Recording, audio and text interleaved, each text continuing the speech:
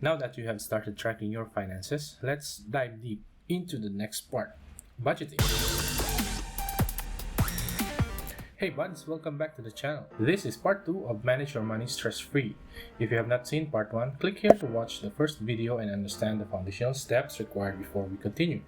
Once done, let's get back to today's topic. This budgeting system that I'm sharing is based on an app that I have been using for a number of years called You Need a Budget or YNAB.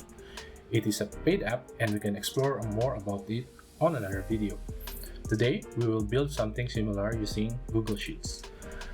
There are a few points that we should be mindful of: wants versus needs, and the idea of budgeting. Logically speaking, we should put the majority of our budget to our needs categories and a small part will go to our wants categories. Needs include immediate expenses like food, rent, and monthly utility bills. Emergency funds should be started or prioritized if you don't have it yet. Wants will be the last category to be put budget into. As the name suggests, it is for something that we want, like a vinyl player or splurging on a restaurant dinner. Each person will have their own idea of budgeting and I'm no exception. My system might not be the best fit for you, but I will try to explain my thinking behind it. Hopefully you will pick up the idea and adapt the system to your advantage. Now let's open up the budget file. You should have the latest transactions in your file if you are consistently updating your tracker. Good job! So if you can see here, I have not been updating this because this is just a sample file, but we will update this to add our budgeting system. So the first thing we need to do is add category column on the expenses table. This will be used as a part of a formula that we will create later. As you use this tracker, you might need to add more categories on this column. This should be added to the budget as well. So we will need to add this category first, and then we will create a new tab called budget. I have created this, but for samples for our sake, let's make a new one and let's call it budget. Okay, now we have added the budgeting tab. Then we will add the new columns for this table. First one will be available for budget. Available for budget. So this will be the total amount of your money that can be budgeted. So let's add these three. So we can add the account category and assigned columns. So account is like savings or checking account where our money is stored or saved, and then the category can be maybe rent. So this will be based on whatever you have added on the transactions.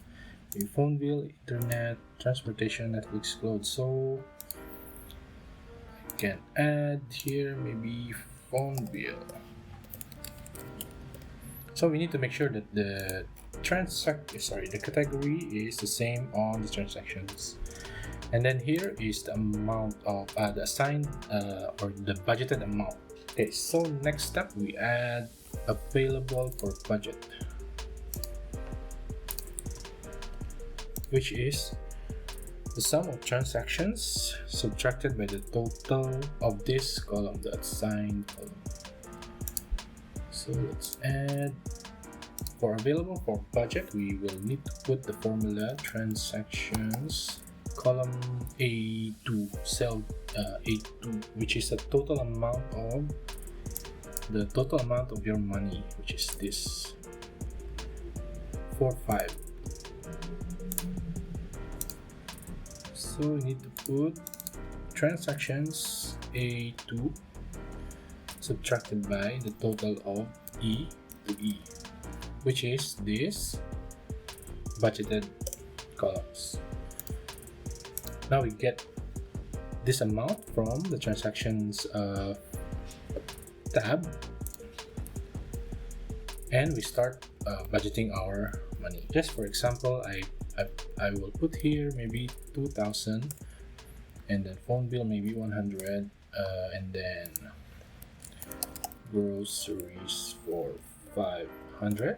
So if you see that the available for budget amount is going down whenever we put a new entry on the budget table. Then we will need to add another column called available, which is whenever we make an expense or we make a purchase, it will subtract the amount from this available budget. Oh, before that, we will also need to add this table, which is the summary of expenses based on category. So this is just the summary of these expenses based on the category. By doing this, by adding this formula, so it will just pick up all columns from J to L and sum it based on the category. So if you see here, the close, these are expenses. Close 100, so 100, and then rent 1,500. So for example, I add a new entry here, and then I put maybe savings, and then I put maybe groceries, and for next week. And then if I put 100, you will see the total will be 600. So here we can track how much we have spent for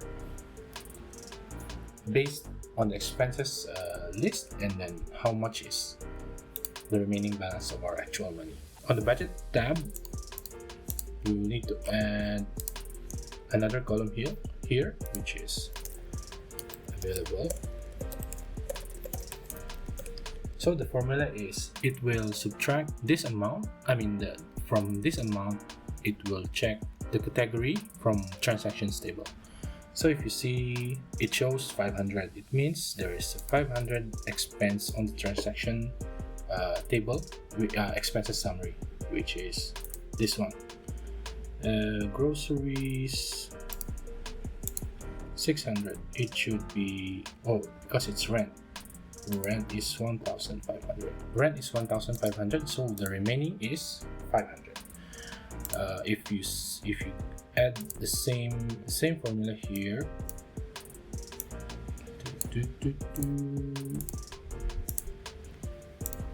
then you will see for phone bill there's 35 transaction, which is this one, and you can see that you have overspent 100 on the groceries. So that means you will either assign more on this column or spend less. So using this system, you can check how much is the available budget, or whenever you enter a new expense, and then you will see or understand that, for this month I have already spent this much, and then I need to lessen or maybe look for another category to get my money from. Now that we have updated our file, we can do a rundown on how to update the file for maybe weekly or every month. So for example, I wanted to buy a new phone, so I will add on the budget tab, maybe I put savings, new gadget, maybe I put phone. Since I have still I have available 17, maybe I put 500 for this. If the amount for the phone, maybe I need to buy the phone for 1,000, then I will need to save for another 500. Then the next month, if I get my salary for the next month, maybe I put April for checking.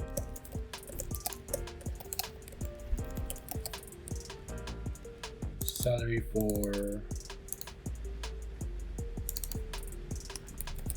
April.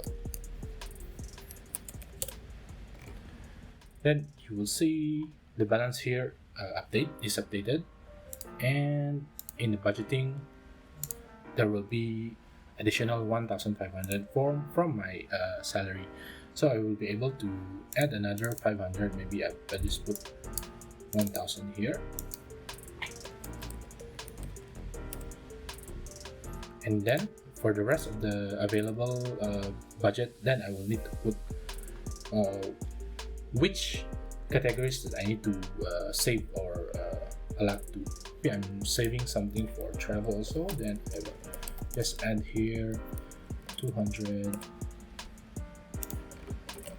So that's how you manage your money using this simple budgeting tracker. So once you have updated your tracker, we just keep updating it. Just keep on adding the expenses, the income, and the budget, so that we can monitor our expenses and see how much we spend and if there are any remaining balance for that category. So this will keep us informed of our money and will allow us to better plan and manage our finances. And also remember, if the budgeting seems boring, it means it works. And that's it. If you have any questions regarding the budget tracker setup or formula, feel free to comment on the video. Subscribe and like the video if it helped you in any way. See you on the next one.